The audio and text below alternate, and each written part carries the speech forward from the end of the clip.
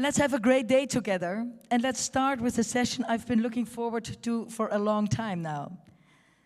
3 visionary leaders who, together with their companies, are truly changing the hospitality game. Get ready for 3 insightful conversations led by my wonderful colleague, Mr. Jan Huizing from Hotel School The Hague. Jan, welcome to the stage. Here you are.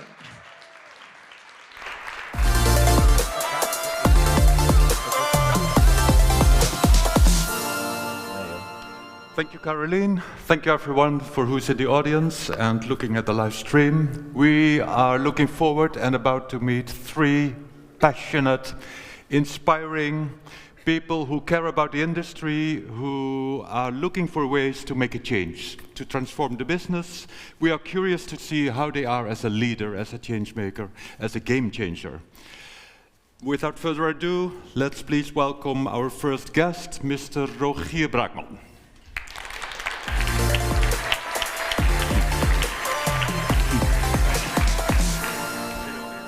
Please have a seat over there. Make yourself comfortable. Or you take another seat, changing boundaries, right? Yes, absolutely.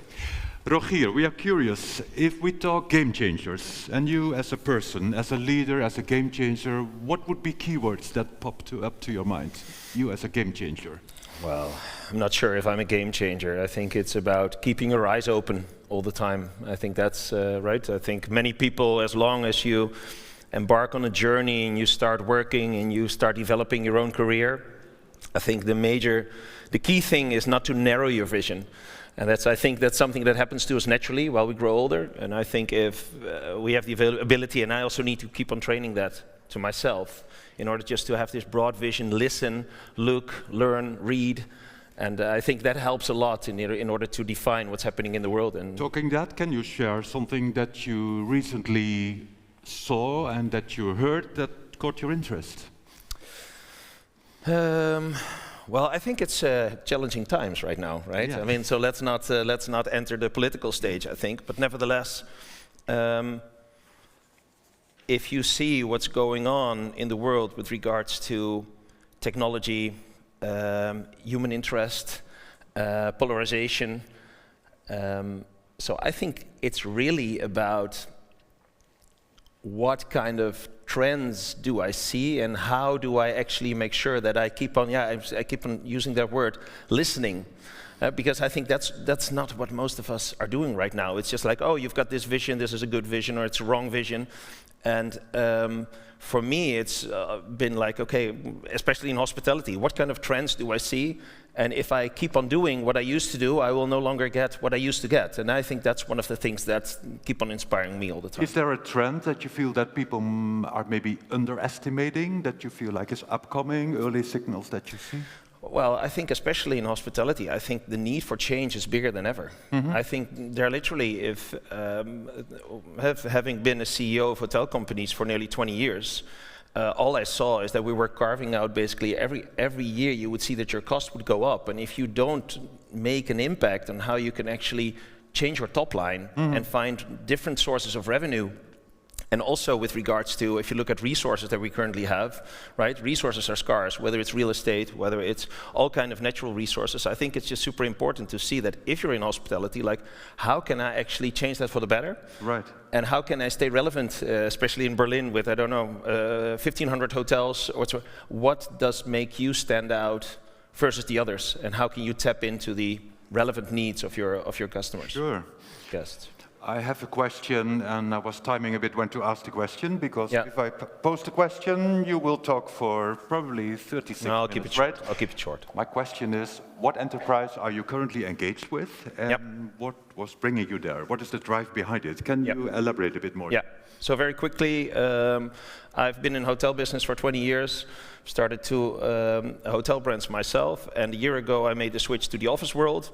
And basically just to see like, okay, how can we do the same game in the office world, where in hotel business we always drive on occupancy, right? RevPAR, occupancy, average daily rate, and we try to optimize the use of our buildings. And being a tenant with my former hotel company and seeing that my offices were empty basically at 80% of the time, I thought like, hey, how can we actually switch this? And that's when I made the move to Mr. Green offices in NetOS. And what we actually are doing is try to actually play the hotel game in offices, meaning that most companies don't go to the office anymore for 5 days, or they go in mixed constellations, let me say it this way. So one day you'll have 10 people in the office and the other one 30. Why would you still rent out the same space full time? And that's what we're trying to solve with technology and 7 venues that we're operating ourselves. And do you feel that's a new idea to the industry, or are you following, maybe copying an idea that you already saw somewhere? What is the status of that? Well, we don't see this as rocket science, to be honest. Actually, it's pretty simple science. But somehow we don't see a lot of innovation when it comes to how do you put technology central in an office operation. I think we're used to doing that in hotels, but not so much in offices. Offices are still like, what is my revenue per square meter, whether you use it or not? That doesn't really make a difference for many landlords or for office operators, and that's what we are trying to change and to improve yield. So yeah, we haven't seen any competition yet, which is a good thing and which is a bad thing, to be honest. So you're actually accommodating companies who are creating flexible spaces instead of having a fixed office. Yeah. So there might be the early adopters, yeah. but you might also touch upon a market that you need to convince about going to do that, right? True. So can you elaborate on that a bit? It's missionary work. It's literally missionary work. What is the storyline in that mission? The storyline is very simple. How often do you use your office? Are you in the office full time with your entire team? Then perfect. But if you think about offices being used from Monday till Fridays from 9 to 5, that's 40 hours in a week. Right. Whereas a building can be used 168 hours a week. That's what we do in hotels, right? I think after foster homes and hospitals, I think hospitality is quite good at well deploying the resources, meaning real estate, but offices are just piss poor. Yeah. And if we can actually, and that's why we're also advocating how we could actually talk with hoteliers and see like, well, if your hotel is pretty much empty between 9 to 5, that's when people are working, and offices are empty from 5 in the afternoon until 9 in the morning after. Right. And I think that's where we should see like, hey, how can we, and I'm not saying that we want to convert bedrooms into offices, because I think a guest room is a guest room, but nevertheless, meetings and event spaces and so on can really be converted also into some kind of part-time offices, as long as you keep the identity on.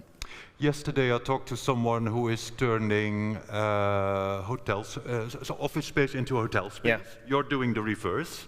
Not really. No? No, because if you turn an office into a hotel, it means that it's no longer an office and it's becoming a hotel. Right. That's not what we're trying to do. We actually would like to see it a hotel during the evening and the nighttime, and we also like to see how can you convert it. And I think if there is one type of business that's very flexible, like a messe over here, right? Now there's the ITB, and next week it can be a car messe and so on. So it flips identity all the time. That's what hotels also do. If we could convert this and implement this also in office buildings, then there's a huge gain that we could actually, and if you and your company, or even at a hotel school, for instance, you have your offices from 9 to 5, Monday to Friday, nothing is happening in between. Whereas in hotels, when you have a 24/7 operation, why not renting spaces out in the evenings for people that are working with West Coast and so on? Yeah. So it's a long stretch, but we need to start somewhere. So who are your contacts? Who do you want to or need to convince about this new way of working? And I think everyone who's working, I think everyone who's part-time working in offices, and just who are... Yeah, but in terms of decision makers and influencers? Oh yeah, who are your it's C-level. contacts? C-level companies, because facility managers don't particularly like us. Sure. Also something to touch upon in your curriculum vitae, we see serial entrepreneur, which is an interesting term, so therefore my question. No, that's okay. What is it in your case? Well, I've started 2 hotel companies, and as an investor, early investor, I've also been involved in some other companies, basically in tech. So what we've created is basically a bigger database a couple of years ago on how we could actually become a TripAdvisor for IT companies, but also, like I said, the scarcity of resources for buildings that we're working on. So actually we're investing, and we're actually connected to some companies that do want to make an impact. And I think impact and ESG is all great, but if it's just something that you want to tick your boxes in order to just get your business in, then I think in the end, long term, people will not follow.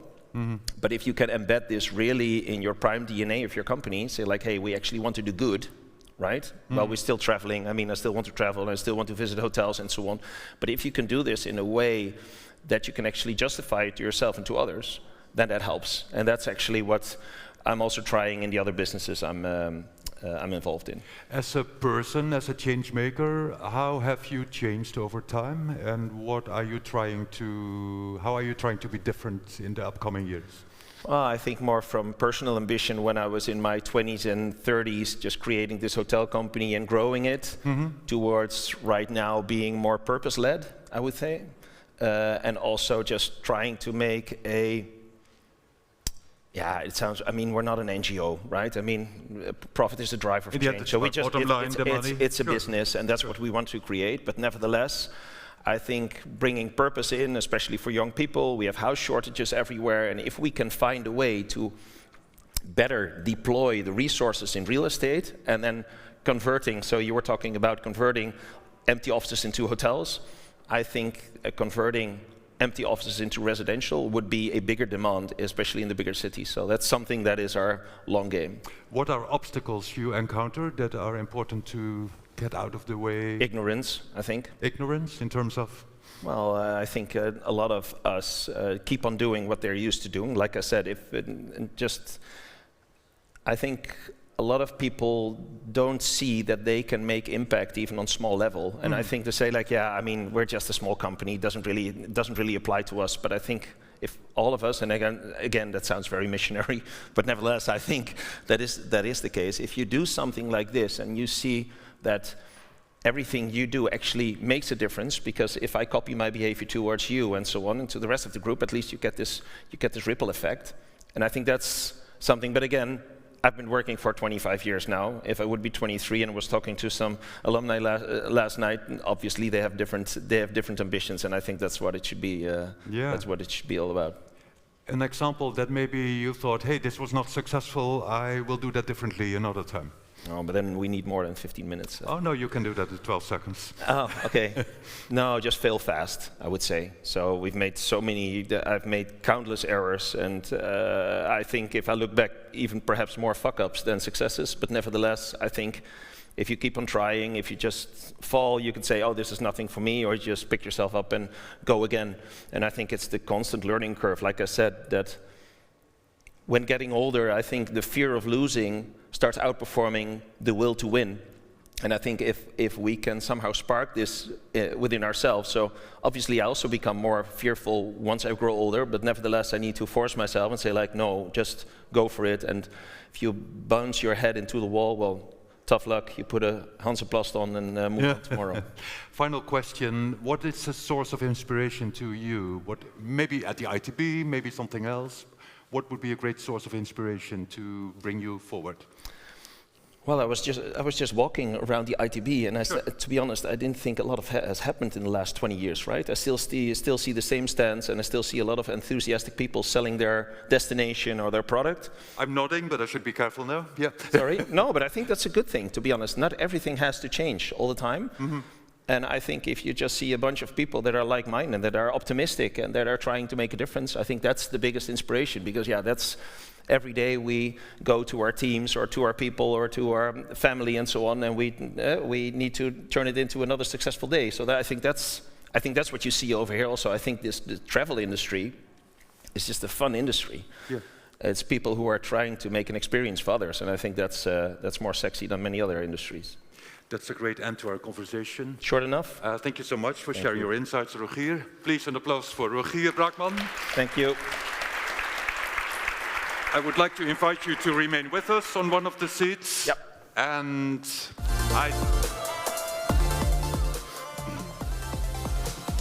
it's then time to welcome another game changer, or whatever word is interesting, but I think the person really has a link with the word game changer. Let's please welcome the founder and CEO of Mews. That will be Matthijs. Welle. Welcome. You can talk, right? Ah, yes. Do you need a question? I could just start talking, but give me some direction, maybe. No, I'm curious. The word game changer, like I said, it's a keyword that also probably links to you. What keywords pop up if I say game changer and linking that to you and Mews as a company? Like, the most important word is probably ambition, like knowing that you want to drive change. And if you have that ambition and you're hardworking, then you can probably make change, but it has to come from the heart, and you have to really deeply feel the problem and then have the ambition to change that problem, and you'll figure out everything along the way. It reminds me a bit of Richard Branson. I'm thinking now, said like, you need to solve a real problem, otherwise it will not add value. Yeah, no, like I came out of hotels, and I stood at the reception desk, and I stood in the restaurants, and I've deeply felt the pain of really bad technology. And ultimately, then, that led to the success of Mews today. Yeah. I also want to tap into a bit more understanding you as a person and a leader, but maybe good to share a bit about, because not everyone knows Mews, I guess. But I don't see hands. Who doesn't know Mews? Can you do a brief introduction? Great, I'll do an introduction, yeah. Yeah, I asked him, yeah. Can you share a brief introduction with us? What essentially is Mews doing, and what would you like to establish, and how to create value with them? Yeah, so if you walk into a hotel, a traditional hotel, you walk in and you start looking for a reception desk, and then you queue up, and then someone ignores you because they're busy typing data into the system.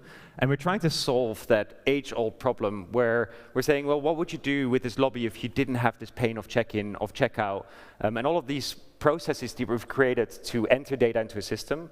So we built Mews as the core infrastructure of a hotel. So it traditionally was called the PMS, a terrible acronym. And we're trying to really change the thinking around this, because technology should help take away all of that admin so that we as hoteliers can go back to just serving customers and having great conversations with customers. And that's the journey that we're on. We're now in, 85 countries. We've got about 6,500 hotels. So the love we've definitely found, which is great.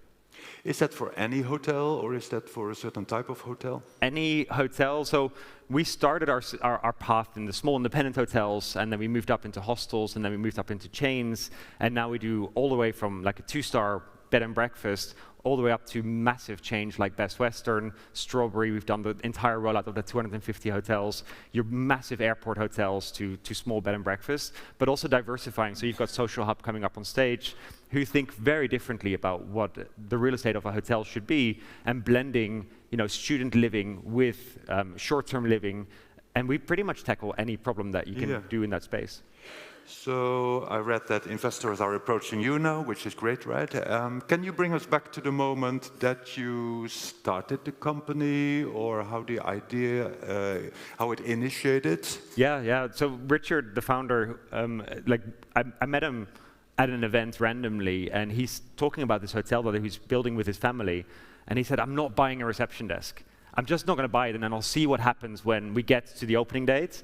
And it's like, interesting, because I've just moved from DOS. I don't know if anyone remembers the blue screens in hotels. Oh, yeah. I just moved from that into Windows thinking, wow, this is actually worse. Like, they made a worse system in Windows than it was in DOS.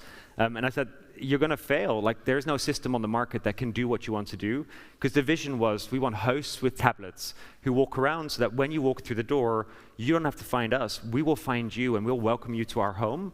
And that really was what kickstarted Mews. We just want to put a system on a tablet. And then it's actually very hard, we figured out. But that, sometimes not understanding the problem that deeply is also a good thing. And what would you usually give as advice, a piece of advice to entrepreneurs who have an idea and want to start a business? What do you tell them? Just do it. Just do it? I was 30 years old. I had no mortgage. I had no kids. And I'd never taken a risk in my life. I'd always done the corporate thing. I'd done the promotion. And I thought, I'm actually bored after 10 years at this big hotel company. And I thought, I have opinions about everything, but you don't get to have them. And then, I loved it. And it was incredibly hard the first 3 years. But it's so rewarding the last 10 years that we've had, when we've had this massive scale. We're seeing this change in hoteliers who've embraced, and they just see what we're doing and they love it.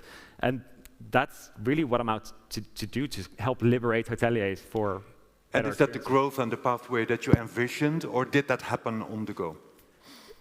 a lot of it happens on the go. Like the ambitions definitely change. So initially, stupidly, I thought, well, the first year we built the PMS, and then the second year we'll build a point of sale. And I was worried, like, what are we going to do with our developers at the end of that? And that was just stupidly not understanding how that works. Now we have 500 developers, and that demand, the system gets more complex, and so you learn a lot along the way. And in what stage is the company now? And you, as a leader or manager, you have to deal with all this growth, structuring more. Yeah. In which stage is the company now? Do you feel it's the growth stage, or is it more structuring? It's all like you're building an airplane as you're in the sky, kind of, and it's all of it at once. So we're 1,300 employees. We're spread out. We're remote first. We're trying to figure remote first out for a modern tech company. So we employ people in 20 countries. We're scaling in both the US, Europe, and Asia at the same time, whilst we're building the systems and the features and going up market into the enterprise space. So we're really doing everything. And we're like this year we'll probably grow by about 50%. That means 3,000 hotels will onboard this year. So then you need to figure out, okay, shit, how do we onboard more hotels faster without having to do that with humans? And what are the AI systems that we can deploy internally as well? So there's an infinite amount of challenges that I have to deal with, but I love it. Not a boring day in my life. And you come across like a happy person, like proactive and a growth mindset, but there must also be times that you have real issues on your mind. What would keep you awake? What are really concerns also currently that you would have? It's different every day. I think last year was a challenging year for me personally, and I definitely struggled with mental health. Because there's so much coming at you, and when the numbers aren't great, then the CEO is the person that's to blame for the numbers that aren't as great as they should be.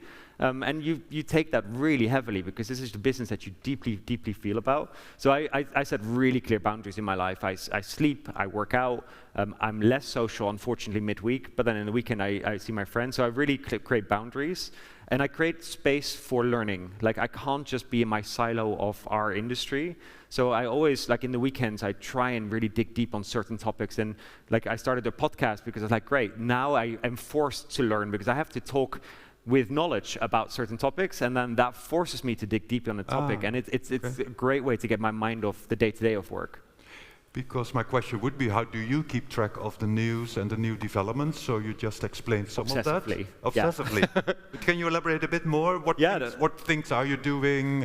What helps you a lot? Which sources were not helpful? So how do you do that? Like, I find a space that I am uncomfortable with. Like, AI made me very uncomfortable in 2022. When that happened to the world, I thought, I don't get it. I don't get what this could mean for our industry, for our system, for our customers. And if we're not the first one to get an opinion on this topic, it could disrupt us. Even though we're the disruptor, suddenly AI is there, and maybe there's a new company that can come in. And the moment I find an area that I don't get or I'm uncomfortable with, I asked our marketing teams, like, find me a stage and make me do a keynote on AI. Which is what they did, and a few weeks later, I had to figure it out. Like, I find a forcing function, and I said, give me the biggest topic because I'm uncomfortable, and I'll figure it out. And then I dig deep, and now I would use AI to educate me. At that time, AI wasn't that advanced still. But anything that I feel like, I'm not sure, I jump. Can you share some of the content the knowledge that you recently gained that is interesting to share with us? At the moment, I'm thinking a lot about driving revenue for hotels, right? So if you think about a hotel, and we have to drive incremental gains as a hotel. If you had inflation in Europe was 2.4% last year, we have to drive an increase in revenue to compensate for that. And you cannot always just drive your room rates up if your hotel is slowly deteriorating over time. So how do you do that? And I was trying to figure out, okay, so could we go into other spaces, like co-working spaces in lobbies, for example, because maybe your lobby could be revenue generating. And really thinking beyond, like upselling, parking. Why are parkings not dynamically priced, but our hotel rooms are? Yep. So I now know that my hotel is going to be really busy, so maybe we should link the parking price to the occupancy of the hotel. And that's the kind of stuff that triggers me. Like hotel industry earlier learned from airlines in capacity management, right? Yeah. Going the next step. Yeah. What would be a skill or a piece of knowledge that you are missing yourself, because you're also reflecting, right? Yeah. And you create some free time to also reflect, probably. So what do you need from others? Where do you have gaps yourself that should be filled by others? So I know the areas that I don't like doing, right? So a finance meeting does not excite me. A legal meeting doesn't excite me. Oh, you will have a many, right? I know, and this is only getting worse. So I hire people that are incredibly good at that, and who are great communicators as well. So that because they're uncomfortable areas, I will never be a specialist, but I surround myself with people that are world class in that area that I can then turn to solve some of these challenges, and just figure out the things you don't like doing and outsource it to someone who loves doing that particular thing.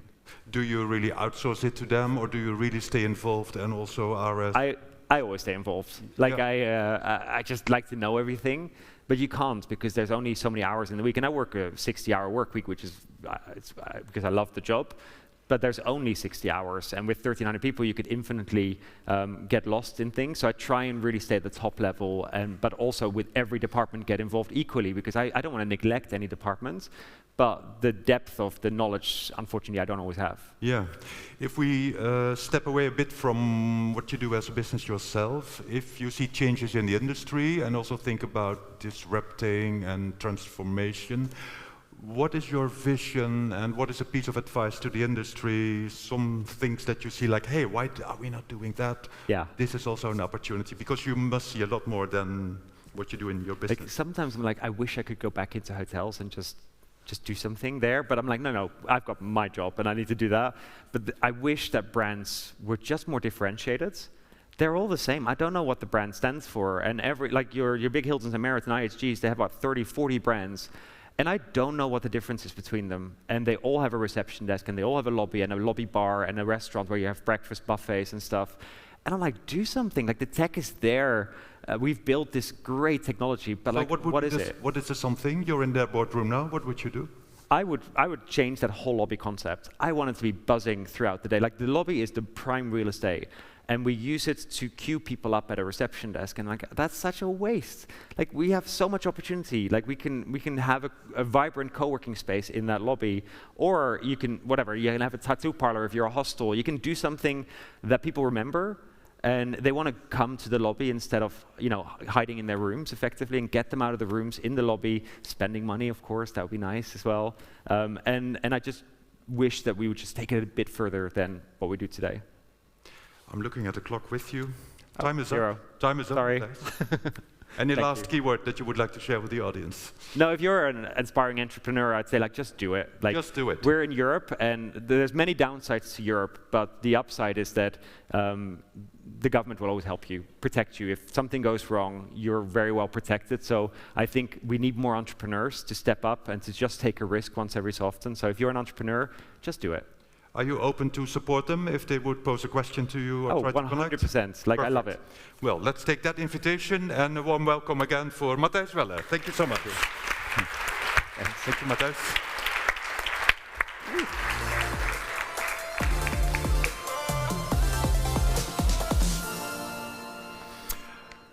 Are you ready for a third game changer? The third game changer, we will talk about spaces and making spaces meaningful. Let's try to do that on the stage, and let's welcome from the social hub, Trix van der Vleuten.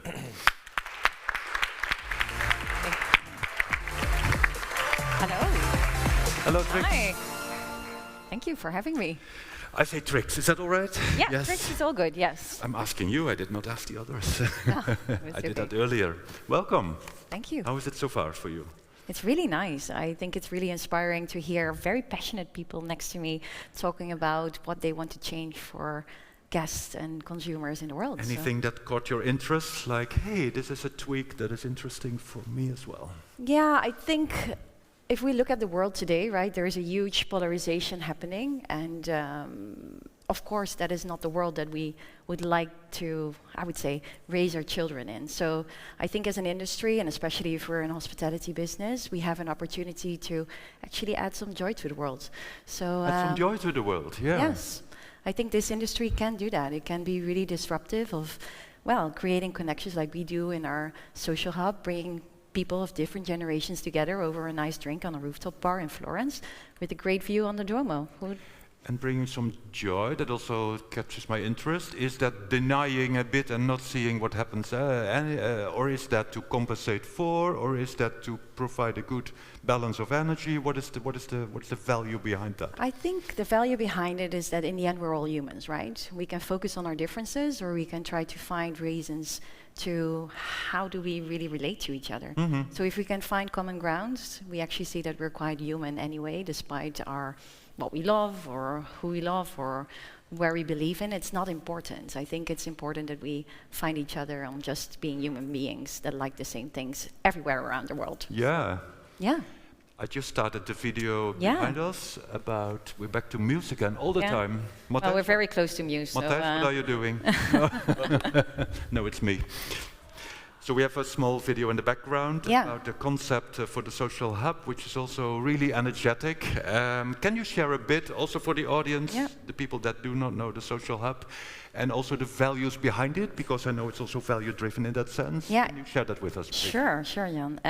I think a very interesting question. I think it's a company that truly started with a very intrinsic motivation. We have a passionate founder who started in 2012 with Charlie McGregor. Charlie McGregor, yes, we all know him. And he really wanted to contribute to creating a better society together, and that's the purpose of the company in 2012, but it still is today. So we invite basically all generations to come to our premises and to have a good time. And we do that for people that come from universities and want to have a student accommodation. We move up to, when they go into startups or scale-ups, to move from dedicated desk or dedicated offices, so a co-working service we provide.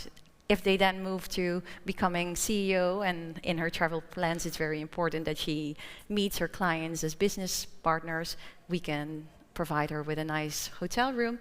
But if she wants to have leisure opportunities in great places like Porto, we just recently opened. Yeah, sure. She can have a great time as well. And then also open, as Matthijs also said, big spaces where everybody can come together and have a good time.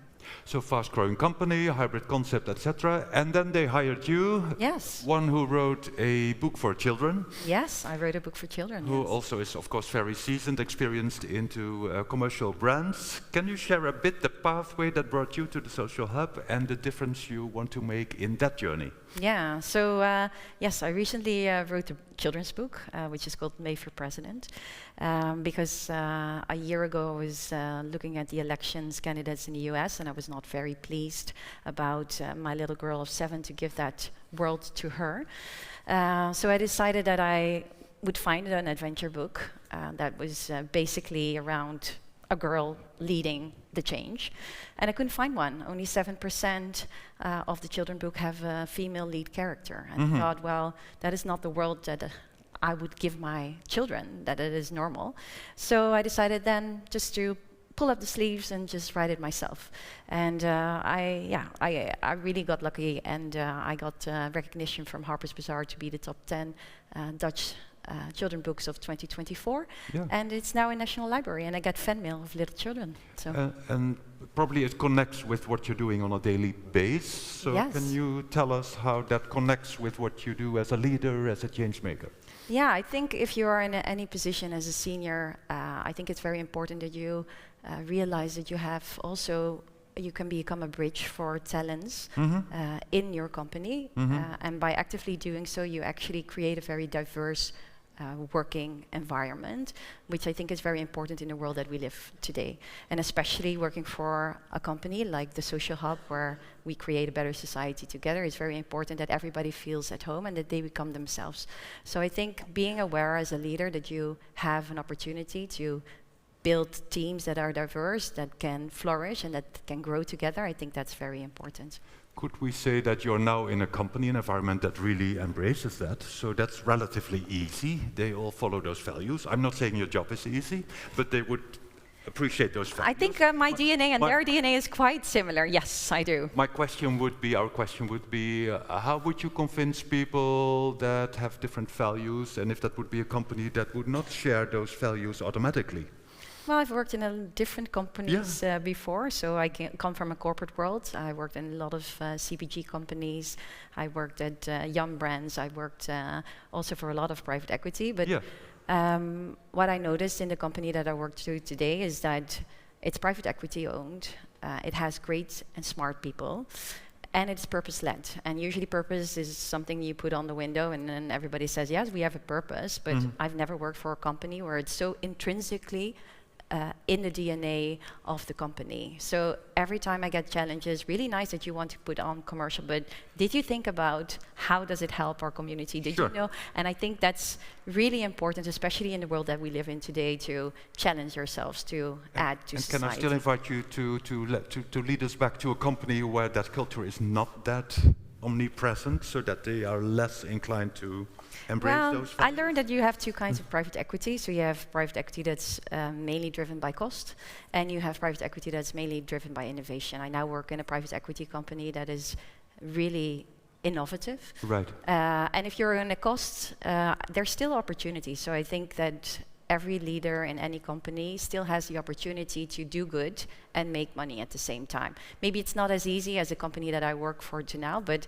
I trust that we have a lot of people in the world that can add to a better society. How do you organize, the same as I shared with the previous talks, how do you organize your time to balance private work, but also to keep up to date with all the news? It's so fastly changing everything. How do you manage that? What are choices you make, and what is type of behavior we would see from you? Oh, well, I only follow the news a little. I don't do Netflix or any binge. I don't have the time for that. So I'm a mom of 3, so I need to balance a high-demanding job, which is a fun job. Will you write a book for each? And I write a book next to it, yes, I know. But sure. I like to do hobby projects that are really content-driven or add value. So I also guest lecture at business universities as well. Because I like to do the balance of giving back to society in the form of sharing content, but also be a good mom. So every morning I bring my kids to school and go by bike to the office, which is in the company that we work in, a logical thing. Yeah. And then in the weekend I'm a hockey coach for my 3 children. So right. I'm making sure that they also deliver something on Saturdays. Yes.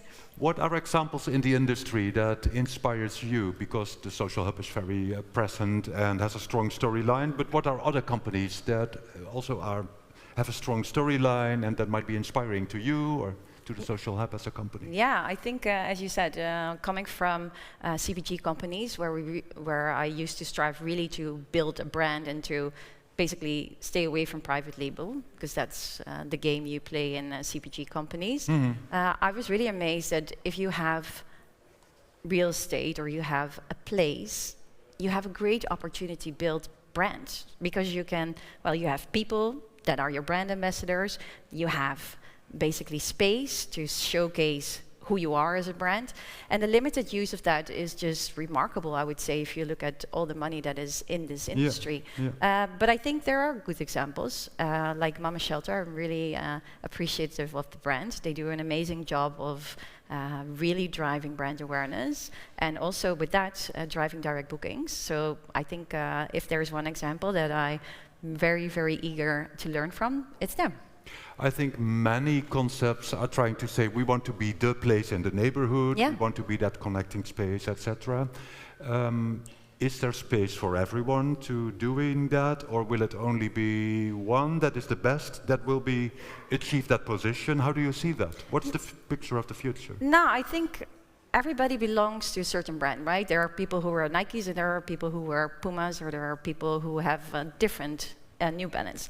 And I think that's also, related to the brands that you want to belong to. So we have 20 locations in Europe, 23 locations, and we opened a lot, but we might not be around in your city. So there will be a lot of hotel chains that can still be operating in different cities, and everybody will find their own vibe. If I look at people with young hearts and open-minded, they would love to come to the social hub, despite age, despite proximity. But there will be people who think it's not, well, it's a 4-star hotel, but maybe not that the one they like, then they go to a different brand. And I think that's all good, because luckily we're not all the same people. And if we put ourselves in the other viewpoint, the neighborhood itself, Yeah. what do they need? What value is important to them? And can we say that's kind of general for any neighborhood, or should we look specifically to the place where we are? So if we look into that stakeholder's perspective, the neighborhood, instead of we as provider of hotel space, etc., what would be their needs and wants? What is their motivation? Yeah, I think we underestimate the power we have to basically uplift neighborhoods. So if a hotel like we come as a social hub, we actually see that we can add a lot of value. So for instance, Rome is going to open this month, and we add a public park in the front of the hotel, which is open to all. We have sorry to interrupt, but how do you make sure that builds on what the community really needs, that is key priority to them? Yeah, and I think people's need is to come together. If there is one thing that is a human truth, and I worked in a lot of global companies, is that we have a feeling of belonging. So if you can find an inviting place where you can feel at home, where you can be yourself, and if you want to wear sneakers or high heels, we don't really care, you come in. And I think, yeah, we underestimate that power, but we should open a door. I think in this industry, it feels that everybody has high staircases and big facades, which look impressive from an architectural point of view. But is it easy to enter that building? Do you feel that you sort of get watched entering a building? I think we have to be aware that we are in surrounding and be inviting to all people, and not only the ones who are paying from an ADR, high ADR perspective. Can you just do that as a concept, or do you need others to make that happen? And who would that be? What do you need from them? I think change starts with believing that changes need to be needed. And we can wait for legislation to happen. We see that in office spaces in Amsterdam already, where basically in the permit, if you have an office space, you need to give public spaces. But just giving public spaces where there's nothing to do, I think the hotel industry has a great opportunity. It also drives revenue in your bar anyway, if you can invite people just to be there. And it also, well, if we talk about occupancy, our lobbies are usually quite, not ours, but in the industry, they're usually quite quiet. So there's a lot of opportunity, I would say, to actually invite your local neighborhood and to do stuff with them. And we even go that far that, for instance, in Vienna, we have people who are pensionados who come on Sunday evening to help our students with their homework. So really trying to be so close. There's a need for people to still contribute to society. We have students in our premises that really want to learn from the older generation. So if bringing them together is really interesting. How does that match with the business model and the financial KPIs? Is that like, do you make compromises, or does the two go together easily? How do you see that? Sometimes we and how do your owners, investors see that? Well, I think all kudos go to our CEO. He's so intrinsically motivated to work on a better society together that sometimes with my commercial head, I think like, why are we doing this? But then he says, it's really important. This is what we do and this is what we stand for. And I think if we are really truly believer of where we add value to the world, people will see that, and we will see more and more people being more interested in that. We have Generation Alpha who just demands you to add value, and for instance, we are a B Corp. We actually see that people really like us for that, and they are more open to that. So I think, yeah, if you're really intrinsically motivated, if you're really in touch with the generations to come, I'm very confident that we will be, well, double-digit growth as we are today. So yeah, despite sometimes, well, I would say a healthy conversation. What is the main threat that you see coming, or do you only see opportunities? Because this is an optimistic story so far, right? Yeah, it's a very optimistic. Yeah, well, of course there are things. I think where the world is heading for is not a pretty picture. Yeah. But still, I do believe that brands play a huge role in changing that. Maybe it's not the politics or the NGOs that will drive that change. I think if you have a wallet, you have the opportunity to make a huge impact. We end there. Trix van der Vleuten, thank you so much. Our final game changer. Thank you very much. Thank you.